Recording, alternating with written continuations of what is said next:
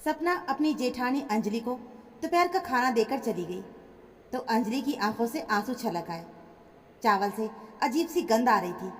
दाल भी रात की थी और एकदम पानी थी। और तो और सब्जी का तो नामो निशान तक नहीं था। अचार का एक टुकड़ा मानो उसे खाए जा रहा था।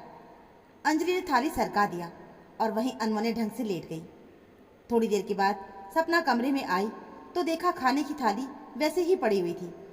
ये देखकर वो और भड़क गई और कहने लगी कि मैं क्या आपकी नौकरानी हूँ जो आपके लिए सारा दिन खाना बनाती रहूँगी और आप खाने की बर्बादी करती रहोगी।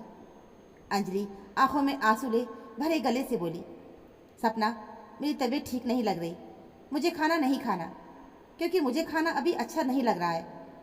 तब सपना कहने लगी, ठीक है, ये खाना मैं अभी उठा के रख देती हूँ, फिर शाम को आप यही खाना खा लेना।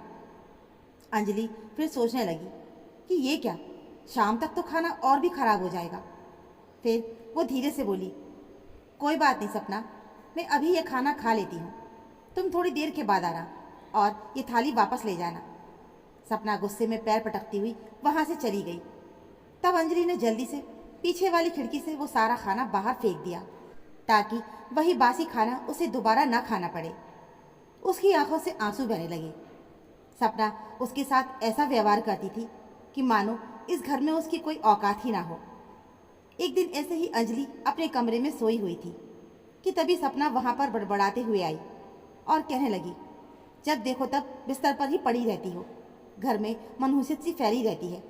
कभी अपने मन से ये नहीं होता कि लाओ घर में कुछ साग सब्जी ही काट दें कि थोड़ी मेरी मदद हो जाए।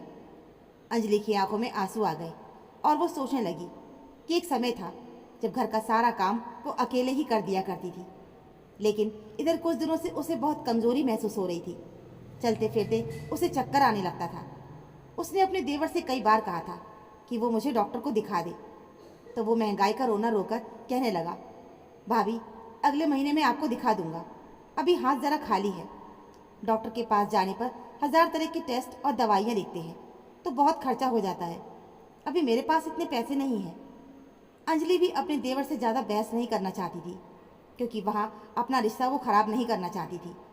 ऊपर से आजकल वो अपनी बेटी काव्या के लिए भी बहुत दुखी रहती थी क्योंकि 2 महीने पहले ही काव्या के पति का एक एक्सीडेंट में मौत हो गई थी। पति के जाने का दर्द अंजलि को अच्छे से पता था क्योंकि वो भी पिछले 20 सालों से यही दर्द झेल रही थी। अपनी जवान बेटी के बारे में सोच सोचकर उसका कलेजा फटा जा रहा था। वो अभी ये सब सोचकर रो ही रही थी कि तभी सपना फिर से उसके कमरे में आ गई और आते ही कहने लगी, लो तुम्हारी बेटी का फ़ोन है, देखो क्या बोल रही है वो। अंजलि अपने आंसू पोंछते हुए फ़ोन को रिसीव करती है तो उधर से काव्या बोल रही थी, माँ मैं यहाँ ससुराल वालों के ताने से बहुत परेशान हो गई हूँ और अब मैं यहाँ नहीं रहूँगी और आज शाम को मैं घर आ रही हूँ, मुझे कुछ ज़रूरी बात भी करनी है। अंजलि कहने लगी, हाँ बेटी, अगर ससुराल में तुम्हारा मन नहीं लग रहा है तो तुम घर चली आओ, आखिर ये भी तो तुम्हारा ही घर है। थोड़ी देर और बात करने के बाद अंजलि ने फ़ोन अपनी देवरानी को देते हुए कहा कि काव्या घर आने के लिए कह रही थी। सपना इतना सुनते ही मुंह बिचकाते हुए कमरे से बाहर चली गई और गुस्से में सोचने लगी कि अब काव्या को यहाँ आने की क्या ज़रूरत है। पति के जाने के बाद क्या उसका बोझ उठाने की जिम्मेदारी हमारी है? आने दो इन्हें, इन्हें अच्छे से समझाऊंगी।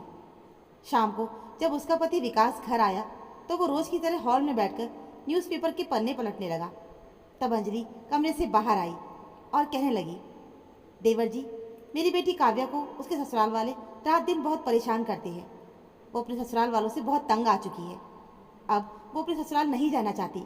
वो बोल रही थी कि वो आज शाम को घर आने वाली है, तुम लोग ज़रा उससे प्यार से बात करना, वो बहुत दुखी है। देवर बोल पड़ा, ठीक है भाभी, आने दो काव्या को।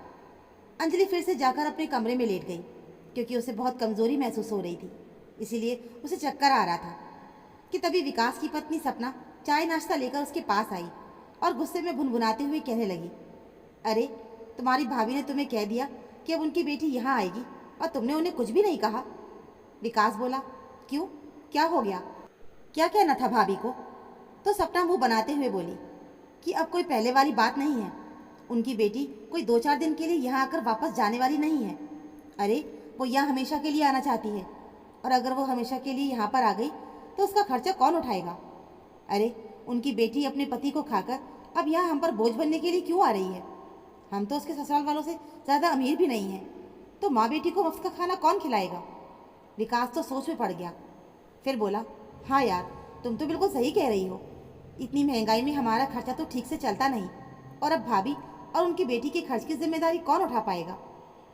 सपना बोल पड़ी, इसीलिए तो कहती हूँ कि काव्या के आते ही तुम साफ साफ कह देना कि हम तुम्हारी जिम्मेदारी नहीं उठा पाएंगे। अगर उसमें ज़रा भी इज्जत नाम की चीज़ होगी तो वो यहाँ पे नहीं रुकेगी। इतना कहकर वो रसोई की तरफ जाने लगी कि तभी उसकी नज़र दरवाजे पर पड़ी। वहाँ पर उनकी जेठानी की बेटी पहले से ही खड़ी थी। काव्या को देखते ही सपना खामोश हो गई। तभी कमरे के अंदर से अंजलि बाहर निकल कर आई और अपने देवर और देवरानी को डांटते हुए कहने लगी कि तुम लोग मुसीबत आने पर मेरी बेटी का साथ नहीं दोगे क्या? अरे वो तो अपने ससुराल वालों से परेशान हो चुकी है, और तुम लोग तो उसके माता पिता के समान हो। कम से कम तुम लोग तो उसके दर्द को समझो। तभी उनकी नज़र बाहर खड़ी काव्या पर पड़ी तो उसके दिल में पीड़ा की लहर दौड़ पड़ी कि बेटी ने कहीं सब कुछ सुन तो नहीं लिया। काव्या की आंखों में आंसू आ गए। वो एक कदम चलती हुई आगे आई और उसने अपनी माँ से भरे गले से कहा, कोई बात नहीं माँ, चाचा चाची को अगर लग रहा है कि विधवा होने के बाद मैं बोझ हो गई हूँ तो वो उनकी अपनी सोच है। अरे चाची, बड़ी दुख की बात है कि आपने भी मेरे दुख को नहीं समझा। चाची, जब मेरे पति जिंदा थे और मैं घर आती थी तो आपके लिए कितने सारे महंगे महंगे उपहार लेकर आती थी। तब तो आपको मेरा आना बहुत अच्छा लगता था, और आज जब मेरे पति इस दुनिया में नहीं है तो मैं आपके लिए बोझ हो गई हूँ। और चाचा, तुम तो हमेशा मेरे पति से अपने बिजनेस के लिए मदद मांगते थे, और आज जब हमें मदद की ज़रूरत पड़ी तो तुम्हें महंगाई दिख रही है।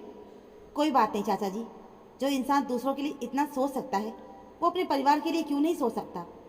मेरे पति मेरे लिए इतनी व्यवस्था तो करके गए हैं कि मुझे अपने खाने पीने के लिए और अपने बेटे की पढ़ाई के लिए किसी के आगे हाथ फैलाने की ज़रूरत नहीं है। मैं तो बस यहाँ आप लोगों के पास थोड़ा सपोर्ट मांगने के लिए आई थी, क्योंकि मुझे ससुराल में अपनापन नहीं मिल पा रहा था। यहाँ पर मैं आप लोगों से प्यार और थोड़ा सा शय मांगने आई थी, कोई संपत्ति या धन दौलत नहीं। और चाची, आज भी मैं यहाँ कुछ मांगने नहीं आई हूँ, बल्कि कुछ देने के लिए आई हूँ। और चाचा जी, आपको याद है ना, कुछ दिन पहले आपने मेरे पति से 10 लाख रुपए की मांग की थी, तो उन्होंने आपके लिए एक चेक पर साइन करके रखा था। आपको देने से पहले ही उनके साथ दुर्घटना हो गई और वो हमें छोड़कर चले गए। मैं तो आपको आज वही चेक देने के लिए आई थी। और जहाँ तक बात रही मेरी, तो मेरे नाम पर मेरे पति ने 80 लाख रुपए की एफडी करवाई है।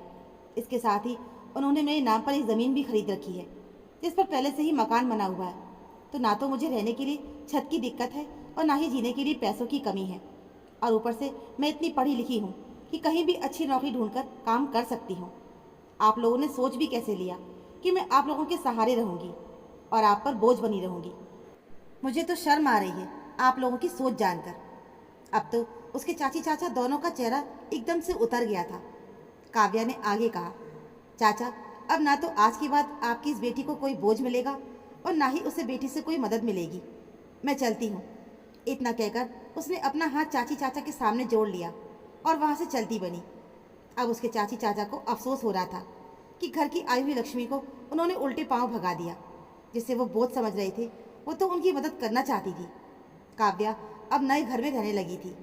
उसे ये बात भी मालूम थी कि उसके चाची चाचा उसकी माँ का खर्चा उठाते हैं, तो उन्हें बहुत तकलीफ होती है।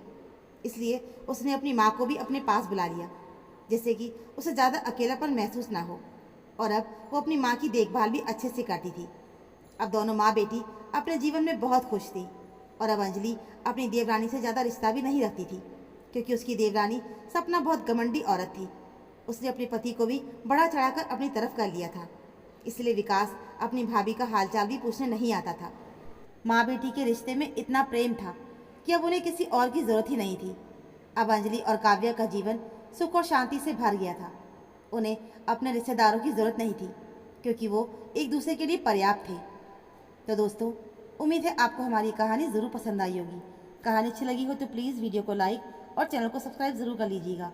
मिलते हैं फिर एक और नई कहानी के साथ। कहानी सुनने के लिए आप सभी का बहुत बहुत धन्यवाद।